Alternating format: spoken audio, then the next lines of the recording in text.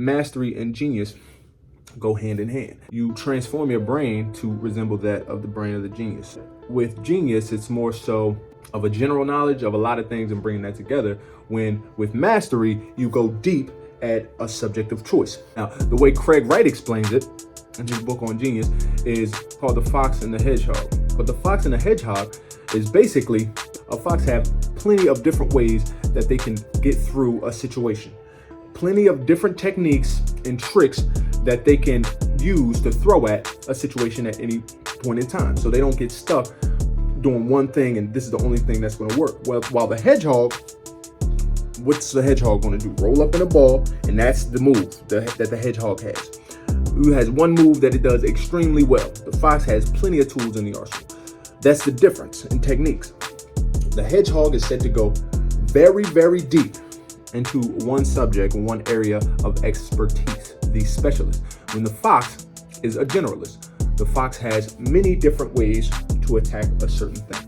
In the way of mastery, we talk about being into one subject for over 10 years. And that's how you obtain your mastery. You get in, you get your apprenticeship, which lasts anywhere from like 5 to 8 years, and then you get out on your own, more so of a journeyman, in order to craft and build your own style. That is how you build and develop a mastery. You can find mentors on the way, you can find helpful people and supporters, but there must be a process of practice to get to where you would like to go. Genius is only one part of it. And when I say genius, I mean your natural talent. Some people have more, some people have less. Some people are built for certain things, an intense interest in a certain subject. So they dive into that subject. Someone like Michael Phelps was literally born to swim. His arms are longer than proportionally they should be. So he has the propellers, his feet long as hell. You ever seen that man's feet?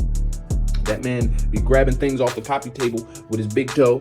He's got long ass feet, flippers, you would say. He's like 6'4". That's the perfect height for someone who's a swimmer.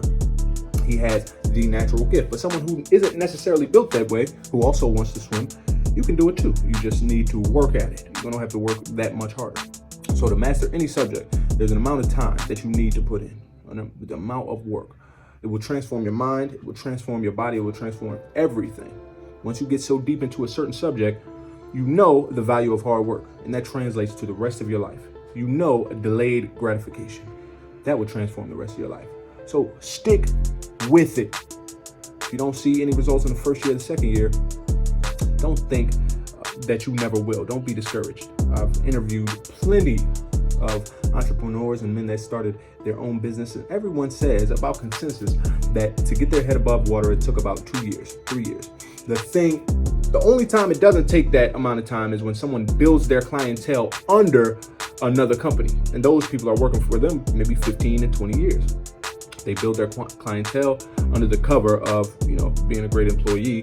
And then eventually they can branch off and they can start their business within 6 months. But once you're out there doing it on your own, it's going to take a couple years of nonprofit. And then you get the skills, you get the clientele. And next thing you know, you flip things. Things turn around for you and you get better. Do not be discouraged. Keep pushing. It's your boy Lucy.